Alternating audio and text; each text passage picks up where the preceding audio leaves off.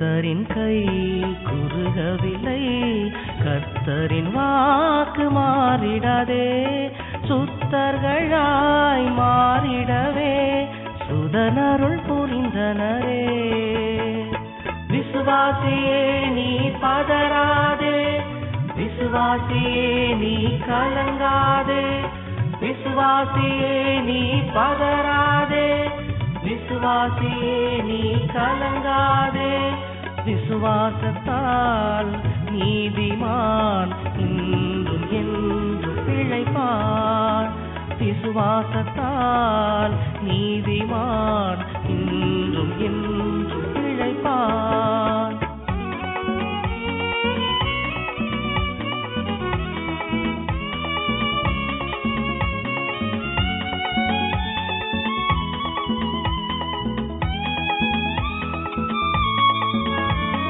திருச்சபையே நீ கிரியை செய்வாய், திவ்ய அன்பில் பெருகிடுவாய். தலைமுறையாய் தலைமுறையாய் தழைத்திட அருள் புரிவாய். விசுவாசியே நீ பதறாதே, விசுவாசியே நீ கலங்காதே, விசுவாசியே நீ பதறாதே, விசுவாசியே நீ கலங்காதே. விசுவாசத்தால் நீதிமான் இன்றும் என்றும் பிழைப்பான். விசுவாசத்தால் நீதிமான் இன்றும் என்றும் பிழைப்பான்.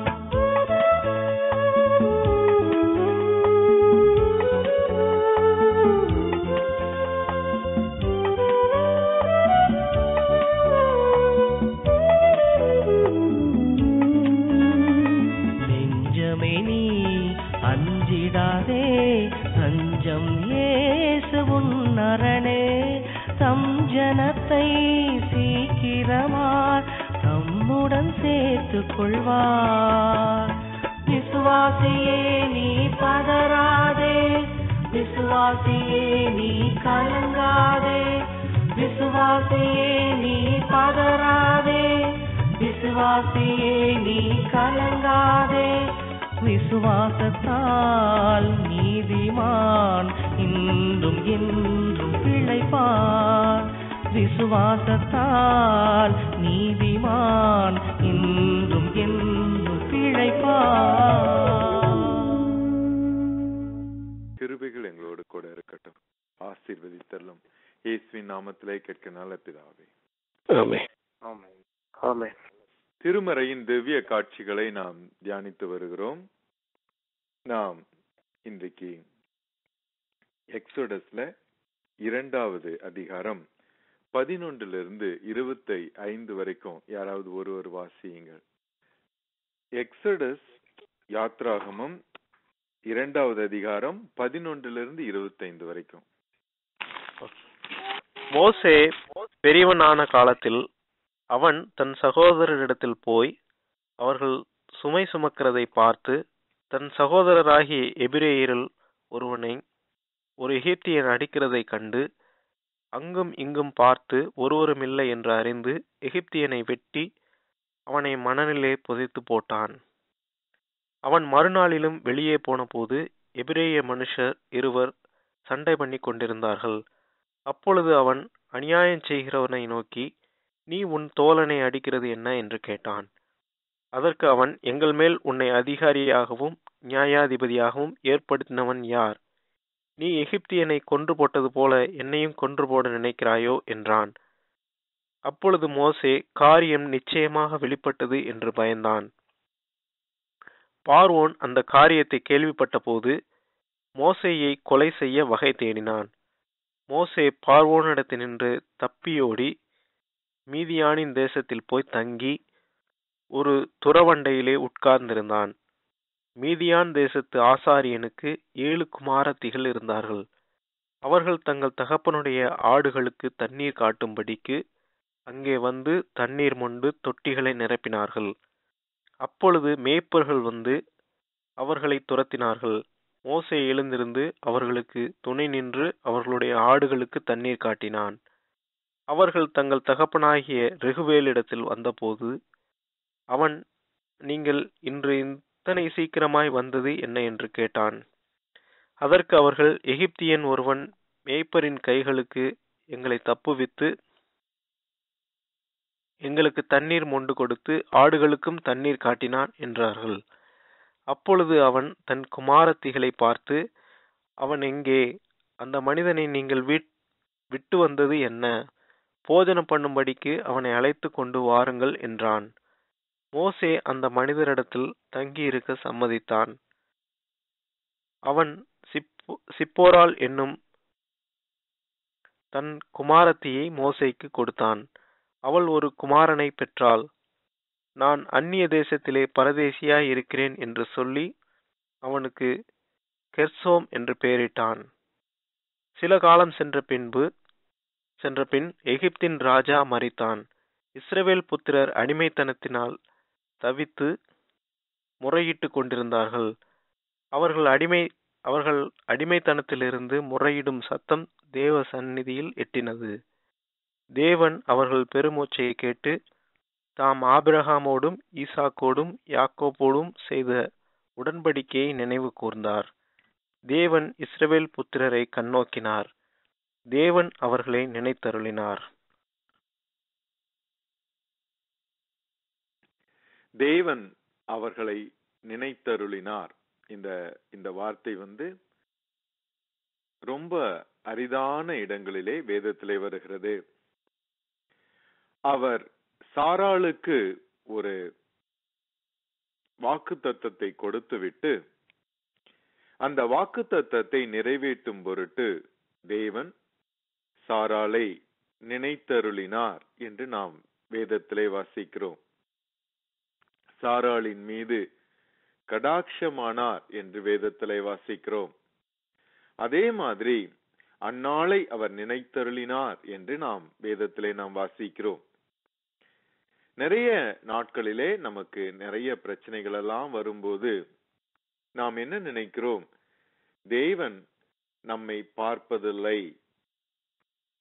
நம்மை நினைப்பதில்லை, நம்முடைய பிரச்சனைகள் அவரை தொடுவதில்லை என்று நாம் நினைக்கிறோம்.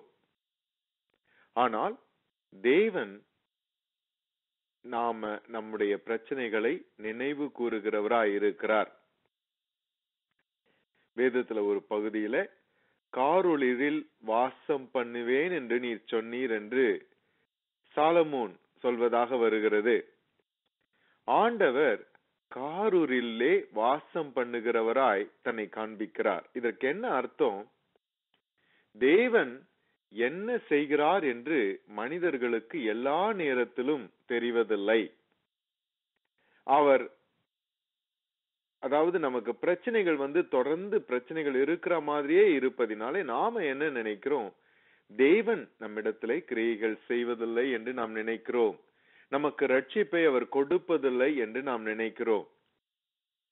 ஆனால் தேவனுடைய அத மாதிரி ஒரு அமைதி நடக்கும்போது, அமைதி இருக்கும்போது நம்ம செய்ய வேண்டிய காரியம் ஆண்டவருடைய சமூகத்திலே, ஆண்டவரே உம்முடைய அற்புதமான அந்த கிரியைகளை நாங்கள் காணும் பொருட்டு தேவரீர் எங்களுக்கு உதவி செய்யும் என்று சொல்லி நாம் ஆண்டவருடைய சமூகத்திலே கேட்க வேண்டும். அந்த மாதிரி ஆண்டவர் நமக்கு கிருபைகளை கொடுப்பாராயின் நாம அவருடைய செயல்களை கவனித்து அறிய முடியும். மோசே அவன் நம்ம 10 கமாண்ட்மெண்ட்ஸ் என்ற அந்த திரைப்படத்திலே நாம பார்க்கும்போது நம்ம என்ன பார்க்கிறோம்?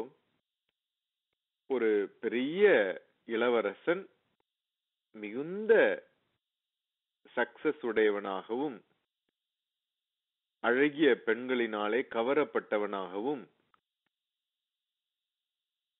பெரிய வெற்றிகளை சாதிப்பனாகவும் நாம காண்கிறோம். ஒரு ஹீரோ மாதிரி நம்ம காண்கிறோம். ராஜாவுக்கு ரொம்ப, அதாவது பார்வோனுக்கு ரொம்ப பிரியமான மனிதனாக அதிலே சித்தரிக்கிறார்கள். அவன் தாய்க்கு மிகவும் பிரியமானவனாய் சித்தரிக்கப்படுகிறார்கள். ஆனால் நாம வேதத்துல இந்த இடத்துல நம்ம பார்க்கும்போது அந்த மாதிரி மோசேவினுடைய வாழ்க்கை இருந்ததாக தெரியவில்லை. பார்வோன் என்ற பார்வோனின் குமாரன் என்று அவன் அழைக்கப்பட்டான். ஆனால் பார்வோனுடைய அந்த குழந்தை பருவத்திலே அவன் தன்னுடைய தாயினுடைய வீட்டிற்கு அனுப்பப்பட்டான். தாய் அவளுக்கு பாலூட்டி அவனுக்கு வேத வசனங்களை, அந்த வேத அனுபவங்களை அவன் இடத்திலே பகிர்ந்து கொண்டிருக்கலாம். வேதம் ஒரு மனிதனுக்கு அவனுடைய இதயத்திலே கொடுத்து விட்ட பிறகு, எவ்வளவு சின்ன குழந்தையா இருந்தாலும் அந்த வேத வித்துக்கள், தேவனுடைய அனுபவங்கள் அவனுடைய இதயத்திலே கொடுக்கப்பட்ட பிறகு, அந்த மனிதன் எந்த மாதிரி ஒரு சூழ்நிலையிலே அவன் போய் இருந்தாலும் அந்த சூழ்நிலை அவனை ஏற்றுக்கொள்வதில்லை. இதை நாம வேதத்திலே அநேக இடங்களிலே நாம் பார்க்கலாம். தேவ மனிதர்கள் இந்த உலகத்து மனிதர்கள் மத்தியிலே அவர்கள் இருந்தாலும், பெரிய பதவிகளில் இருந்தாலும், அவர்கள் மனிதர்களாலே இந்த உலகத்து மக்களாலே முழுமையாய் அங்கீகரிக்கப்பட்டவர்களாய் இருக்க மாட்டார்கள். இளவரசன் மாதிரி இருக்கும், ஆனால் இளவரசனுக்கான அந்த ஏற்றுக்கொள்ளப்பட்ட தன்மை இருக்காது. மோசே இளவரசனாய் இருந்தான், ராஜாவின் குமாரன், ராஜாத்தியின் குமாரனாக கருதப்பட்டான். ஆனால் வளர்க்கப்பட்டான். அந்த மாதிரி அரண்மனையிலே அவன் வளர்க்கப்பட்டான். திரும்ப அவன் அரண்மனைக்கு கொண்டு விடப்பட்டு விடுகிறான். அங்க எல்லாவற்றிலும் ஒரு இளவரசனாய் வளர்கிறான். ஆனால் ஏதோ ஒரு பிரச்சனையிலே ஒரு எகிப்தியனை மோசே கொன்றுவிட்டான் என்று பார்வோன் கேள்விப்பட்டு, வேதத்துல தெளிவாய் போட்டு இருக்கிறது, பார்வோன் மோசேயை கொலை செய்ய வகை தேடினான் என்று இருக்கிறது. நான் சிறு பையனா இருக்கும்போது இந்திய பிரதம மந்திரிக்கு ஒரு மிகவும் சர்வாதிகாரம் செய்கிற ஒரு மகன் இருந்தார்கள். அவர் திடீரென்று ஒரு கார்ல யாரையோ அடித்து போட்டு அவருக்கு உயிர் போட்டுட்டு பணத்தை எடுத்து வீசி எறிந்து விட்டு அவர் போனார் என்று நான் பத்திரிகைகளில் படித்தேன். அது எந்த அளவிற்கு உண்மை என்று எனக்கு தெரியாது. ஒரு பெரிய இளவரசன் அந்த காலத்துல ஏதோ ஒரு பிரச்சனையிலே ஒரு சாதாரண குடிமகனை கொன்று விட்டான் என்பதற்காக அதை காரணம் காட்டி அந்த இளவரசனை கொலை செய்ய வேண்டும் என்று ராஜாக்கள் முன்வருவார்களா என்று தெரியவில்லை. இவனுடைய வாழ்க்கை எப்படி இருந்திருக்கிறது? இளவரசனாய் அவன் வளர்க்கப்பட்டாலும் ஏற்றுக்கொள்ளப்படாதவனாய் இருந்திருப்பான் போல இருக்கிறது. அதனாலதான் அவனுடைய இதயம் எகிப்தியர்களோடு இசைந்திருக்க முடியவில்லை. ஏன் இசைந்திருக்க முடியவில்லை? ஏனென்றால் அவன் அந்த சிறு பிராயத்திலே தன்னுடைய குடும்பத்திலே அவன் வாழும்படியாய் தேவன் அனுக்கிரகம் செய்திருந்தார். வேத அனுபவங்கள் மனிதர்களுக்குள்ளாய் வரும்போது அந்த அனுபவங்கள் மனிதர்களை வேறுபடுத்தி காண்பிக்கிறது. எல்லா ஆட்டிடியூடும் வேற மாதிரி இருக்கிறது, எல்லா பிஹேவியரும் வேற மாதிரி இருக்கிறது. மோசேயினுடைய வாழ்க்கையிலே அவனை வேறுபடுத்தி காட்டப்பட்டதினாலே அவன் விரும்பப்பட்டவனாய் இருப்பதில்லை. இருந்ததுனால ராஜாவுக்கு ஏதோ பார்வோனுக்கு ஏதோ ஒரு இவனை முழுமையாய் அவர்களால் ஏற்றுக்கொள்ள முடியவில்லை. அதனாலதான்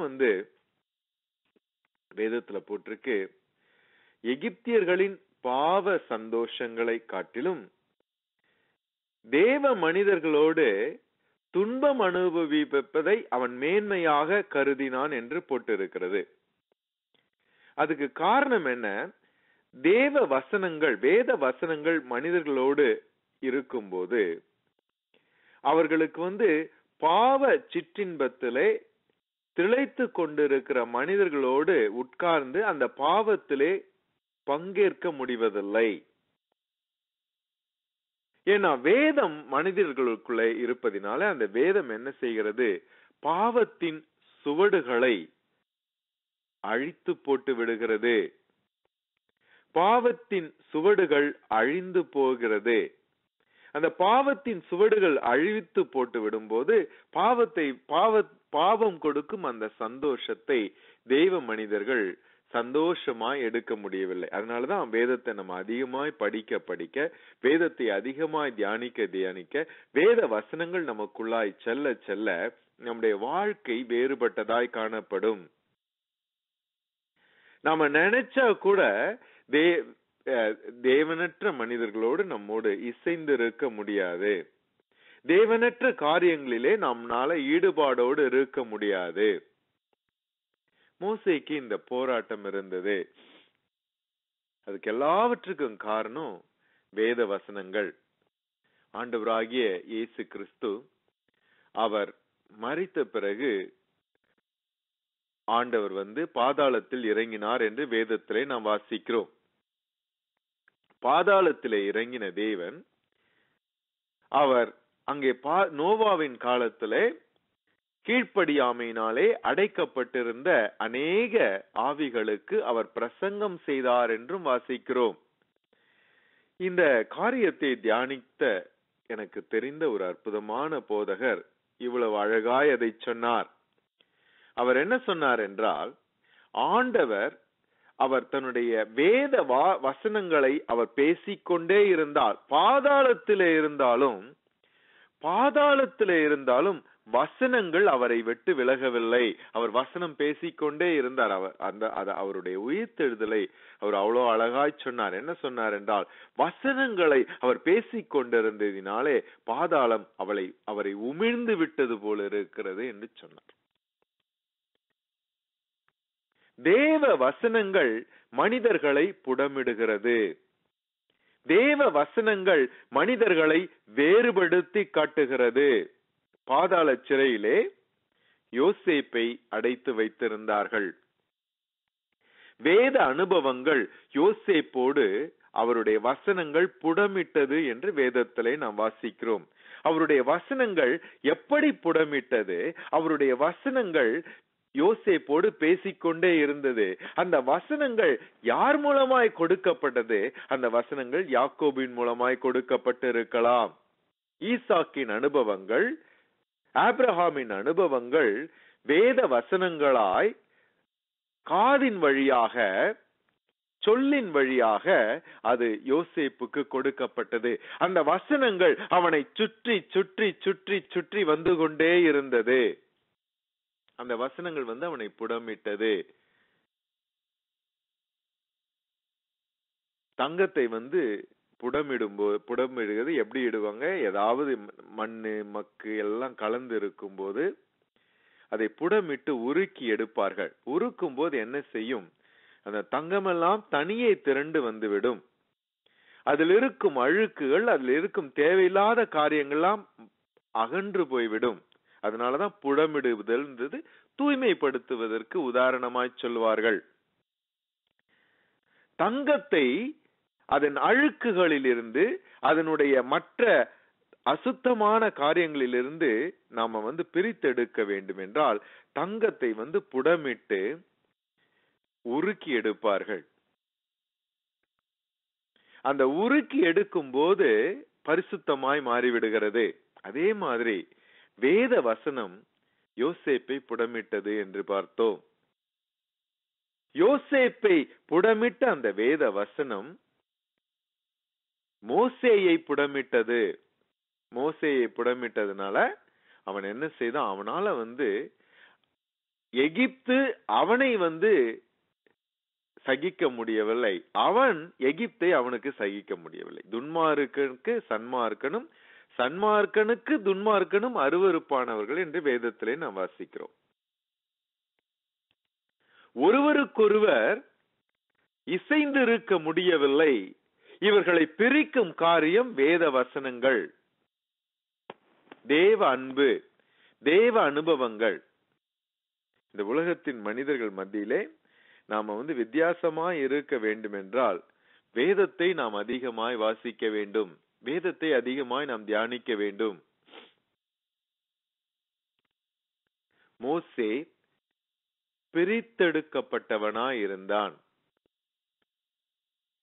ஆனா முழுமையாய் அவன் பிரித்தெடுக்கப்படவில்லை. ஏனென்றால் அவனுடைய வாழ்க்கை எப்படி இருந்தது, அவனுடைய ஒரு கன்ஃபியூஸ்டாக இருந்தது.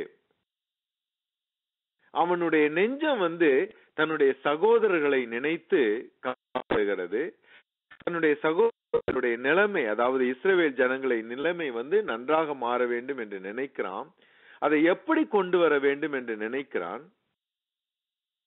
எகிப்தியர்கள் செய்யற மாதிரி செய்யணும்னு நினைக்கிறான். போர்ஸ் மூலமாய் செய்யணும்னு நினைக்கிறான். அவனுக்கு கொடுக்கப்பட்ட வசனங்கள் என்ன, அவனுக்கு கொடுக்கப்பட்ட வேத அந்த அனுபவங்கள் என்ன, ஆபிரகாமுடைய வாழ்க்கையிலே மாறுதல்கள் எப்படி வந்தது. வேதத்துல ஆபிரகாம் எலியேசரை ரட்சிப்புக்குள்ளாய் வற்புறுத்தி கொண்டு வந்தான் என்று வேதத்தில் எழுதப்படவில்லை. யாருமே யாரையும் பலவந்தம் பண்ணி அவர்கள் அந்த விசுவாசத்திற்குள் வந்தார்கள் என்று வேதத்திலே போடல. எப்படி வந்தார்கள்? ஆபிரகாமுடைய வேலைக்காரர்கள், ஆபிரகாமின் வீட்டில் வளர்ந்தவர்கள், ஆபிரகாமின் தேவனை கர்த்தரும் இரட்சகருமாய் கண்டுகொண்டார்கள். எப்படி கண்டுகொண்டார்கள்? ஆபிரகாமுடைய வாழ்க்கை வித்தியாசமாய் இருந்தது. அவனுடைய நம்பிக்கைகள், அவன் தேவனை எல்லாவற்றுக்கும் நோக்கி இருக்கும் காரியங்கள், அவனுடைய விசுவாசம், அழைத்தவர் உண்மையுள்ளவர் என்ற உறுதியான அந்த நம்பிக்கை, இதையெல்லாம் அவனுடைய வாழ்க்கையிலே அவர்கள் கண்டார்கள். அதை கண்ட உடனே கைவிடாத தேவன், கரம் பிடித்து வழி நடத்துகிற தேவன், வார்த்தை மாறாத தேவன், வாய்மையுள்ள தேவன், அன்புள்ள தேவன், இதையெல்லாம் ஆபிரகாமுடைய வாழ்க்கையிலே அனுபவமாய் பார்ப்பவர்கள் அந்த தேவனை தங்களுடைய தேவனாய் ஏற்றுக்கொள்கிறார்கள். இதுதான் கடவுளுடைய வழி. இதுதான் கடவுள் தெரிந்து கொண்ட வழி. ஆனால் மோசே, அவனுக்கு அது புரியவில்லை. அவன் என்ன நினைக்கிறான்? வயலன்ஸ் மூலமாக, போர்ஸ் மூலமாக தன்னுடைய மக்களுக்கு நியாயம் கிடைக்கும் என்று அவன் நினைக்கிறான். அதனாலதான் திருட்டுத்தனமாய் முதல்ல அந்த எகிப்தியனை கொன்று போட்டு விடுகிறான். அந்த மாதிரியான ஒரு சீக்கிரட்டாக கொலை செய்து, அந்த கொலை செய்வதின் மூலமாக தன்னுடைய மக்களுக்கு ஒரு நியாயம் கிடைக்கும் நினைக்கிறான். அன்னைக்கு இந்த இஸ்ரவேல் ஜனத்தை இது பண்ணாங்க, எவனோ இந்த எகிப்தியனை கொன்னுட்டான் அப்படின்றது பரவுனா எகிப்தியர்கள் பயப்படுவாங்க இல்லையா, இஸ்ரவேல் ஜனங்களை ஹராஸ் பண்றதுக்கு. இஸ்ரவேல் ஜனங்களுக்குடைய அந்த இது அதுக்குன்னு அவன் இந்த மனுஷீகமாய் அவன் யோசிக்கிறான். அவ்வளவு பவர் இல்ல அவனுக்கு. நான் ஏற்கனவே சொன்னேன், ஏற்றுக்கொள்ளப்படாதவனாய் இருந்திருப்பான் போல இருக்கிறது. அதனால அவன் போய் ராஜாவின் இடத்துல பேசி, இல்ல இவனே பார்வோனாயி தன்னுடைய ஜனங்களை விடுதலை பண்ணு மாதிரியான சூழ்நிலைகள் இல்லை. இருந்திருந்தா ஒரு நாளை செஞ்சிருப்பான் போல இருக்கு. அப்படி இல்லை. அவனுக்கு தெரிந்த மட்டும், முடிந்த மட்டும் தன்னுடைய மனுஷிகத்திலே, தன்னுடைய மாம்சத்திலே அதை அவன் எப்படியாவது செய்யலாம் என்று பார்க்கிறான். ஆனால் வேதத்துல போட்டிருக்கு, மனிதர்களுடைய வழிகளை காட்டிலும் தேவனுடைய வழிகள் பெரிதாக இருக்கிறது. ஆண்டவர் மோசேக்கு தன்னுடைய வழிகளை தெரியப்படுத்துவதற்கு கொஞ்ச நாட்கள் அவன் காத்திருக்க வேண்டும். அந்த காத்திருப்பதல் ரொம்ப ரொம்ப முக்கியம். மோசே காத்திருத்தலை அவன் கற்றுக்கொண்டான். வேதத்துல போட்டிருக்கு, அவர் நினைத்தருளினார் என்று போட்டிருக்கிறது. தன்னுடைய ஜனங்களுடைய நிந்தைகளை அவர் நினைத்தருளினார், நினைவு கூர்ந்தார், கண்ணோக்கினார், தன்னுடைய பிள்ளைகளுடைய கவலைகளை தீர்க்கும்படியாய் அவர் சித்தம் கொண்டார். அப்போ சிலருக்கு நமக்கு இந்த மாதிரி ஒரு கேள்வி எழுகிறது. மோசே பிறக்கும் போது பிரச்சனை இருந்தது. மோசே 80 வயது ஆன பிறகுதான் தேவன் அவனை அந்த ரட்சிப்புக்காக அனுப்புகிறார். அப்போ அவ்வளோ வருடங்கள் அந்த ஜனங்கள் கஷ்டப்பட்டுக்கிட்டே இருந்தாங்களே, ஏன் தேவன் சீக்கிரமாய் அவர்களுக்கு ஒரு முடிவு கொடுக்க கூடாது? இந்த மாதிரி ஒரு கேள்வி நமக்கு வருகிறது. ஆண்டவருக்கு அவருடைய ரட்சிப்புக்கு காத்திருப்பதிலும் அந்த காத்திருக்கும் வாழ்க்கையும் அது கொடுக்கும் மகிழ்ச்சியும் தான் நம்முடைய வாழ்க்கையிலே அமைதி கொடுக்கிறது. பின்னாடி பவுல் இப்படி சொல்லுகிறார், நிறைய பேரு ஆண்டவர் வாக்கு பண்ணின காரியத்தை நோக்கி போகிறார்கள், ஆனா கூடாரத்திலேயே தங்களுடைய வாழ்க்கை அவர்கள் முடித்து விட்டார்கள். வாக்களிக்கப்பட்ட அந்த தேசத்திற்கு அவர்கள் அடியெடுத்து வைக்கவில்லை, கூடாரத்திலேயே முடிச்சிட்டாங்க. மோசேக்கே வாக்களிக்கப்பட்ட அந்த தேசம் கொடுக்கப்படவில்லை. பாலும் தேனும் ஓடுகிற அந்த தேசத்திலே ஒரு பெரிய அரணான மாளிகையிலே அற்புதமான விஸ்தாரமான கட்டிலே அவன் படுத்துறங்கவில்லை. பாலும் தேனும் ஓடுகிற அந்த தேசத்தின் கனிகளை அவன் சாப்பிடவில்லை. தேவன் விடுதலை பண்ணினார், ஆனா அந்த விடுதலையிலிருந்து அந்த தேசத்திற்கு அவர் கொண்டு போகிறதுக்கு எத்தனையோ வருடங்கள் ஆயிற்று. அப்போ விடுதலைன்னா என்ன? விடுதலைன்னா பாலும் தேனும் ஓடுகிற தேசமா, அந்த தேசத்தின் வாழ்வா? இல்லை, ஆண்டவர் அழைத்தார் என்று சொல்லி எப்படி என்னை அழைக்கிறாரோ அந்த அழைப்பை பற்றி கொண்டு ஒவ்வொரு நாளும் சந்தோஷமாய் அவருடைய சமூகத்திலே ஓடினாலும் நடந்தாலும், பாலைவனத்திலே இருந்தாலும், மாட மாளிகையிலே இருந்தாலும், ஆறுகளுக்குள் நடந்தாலும், தண்ணீர்கள் மத்தியிலே நடந்தாலும், எரிமலைகளுக்குள்ளே நடந்தாலும், தேவன் தன்னை அழைத்தார், தேவன் தன் மீது அன்பாய் இருக்கிறார் என்ற ஒரு நம்பிக்கையை மாத்திரம் பிடித்து கொண்டு அதிலே வருகிற சந்தோஷத்தினாலே வாழும் மனிதர்கள், அவர்கள்தான் மெய்யான சந்தோஷமான மனிதர்கள். மோசேக்கு அந்த சந்தோஷம் இருந்தது, அதுதான் அவனுக்கு ரட்சிப்பா இருந்தது. நம்முடைய ரட்சிப்பு நம்முடைய ஆண்டவராகிய கிறிஸ்து, அவரால் நமக்கு கொடுக்க வரும் ஆனந்தம். அவர் நம்முடைய வாழ்க்கையிலே ரட்சகரும் மீட்பருமாய் இருக்கிறார், எந்த சூழ்நிலையிலும் நம்மோடு கூட இருக்கிறார் என்ற அந்த எண்ணம் தான் ரட்சிப்பு. நம்முடைய வாழ்க்கையிலே பல்வேறு பயணங்களிலே நாம் இருக்கிறோம்.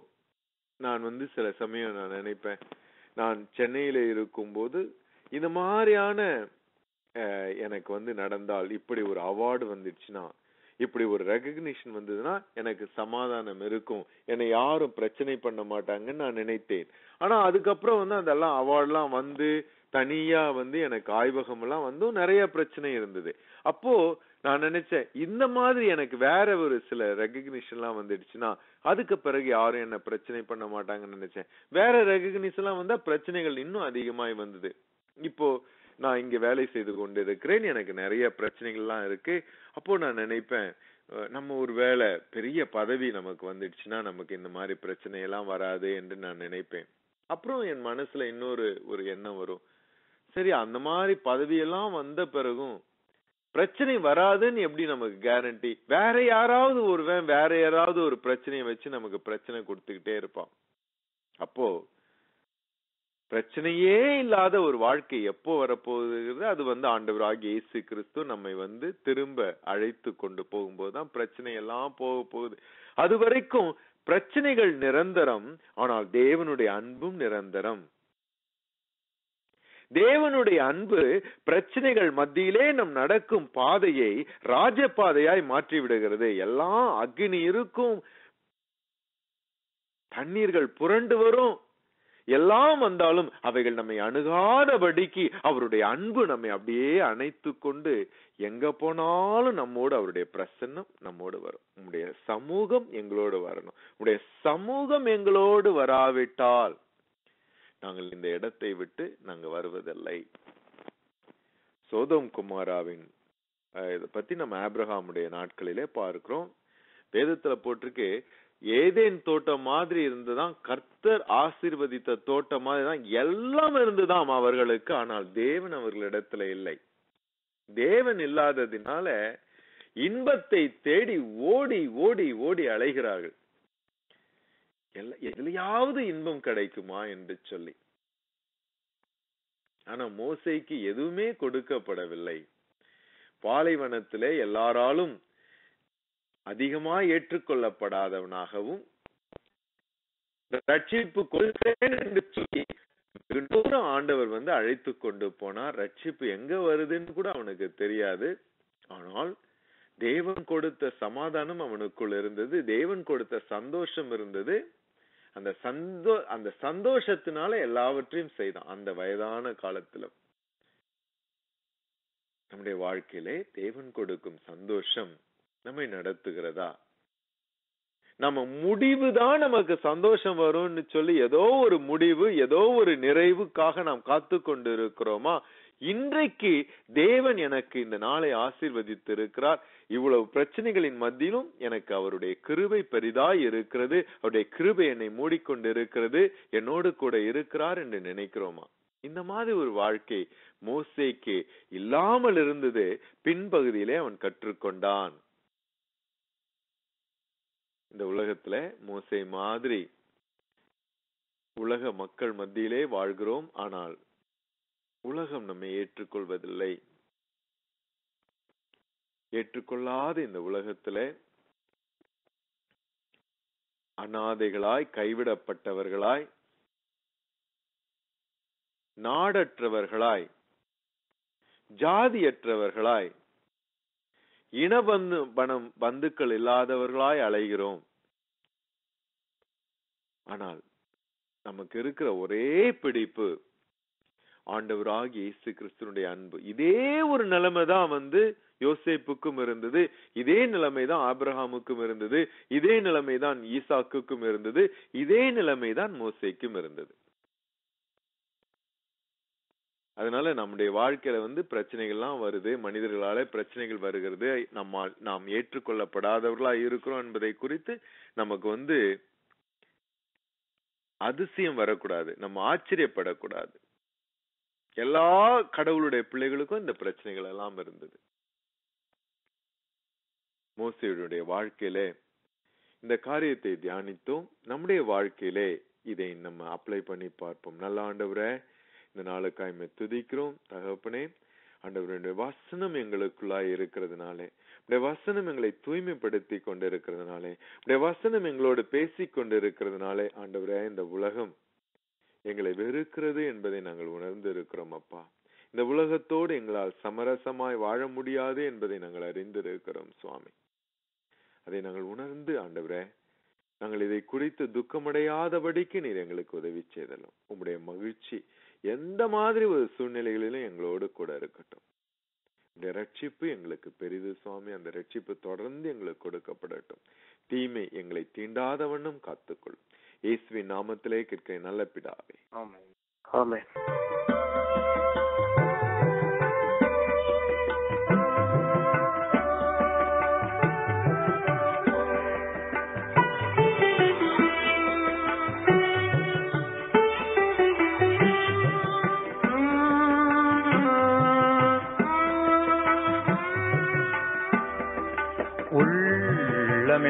உள்ளமெல்லாம் உருகுதையோ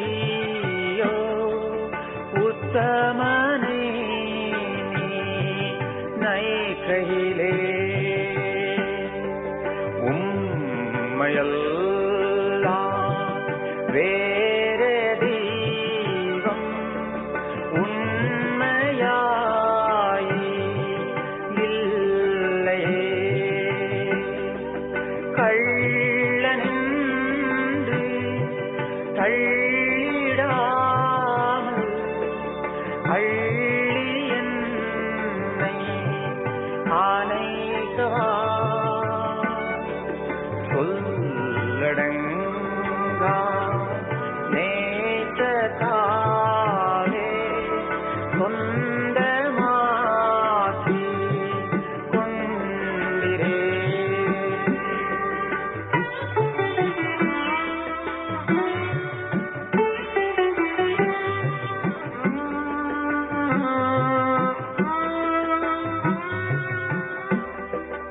எத்தன் என்னை உத்தமனாக்க சித்தம் கொண்டீரின் ஏசையா. ஏசனையா ரோகம் நான் செய்தே அத்தனையும் நீ மன்னித்தீ. ரத்தம் சிந்த வைத்தனே நான் அத்தனையும் என் பாவமல்லோ. காத்தனேயோ அன்பு கீழா நீக்கம் செய்வே தேவையே.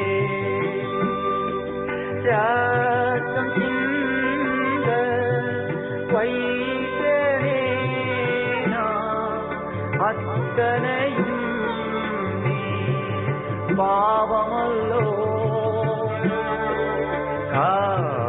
காத்தனேயோ அன்பு கீழா நீக்கம் செய்வே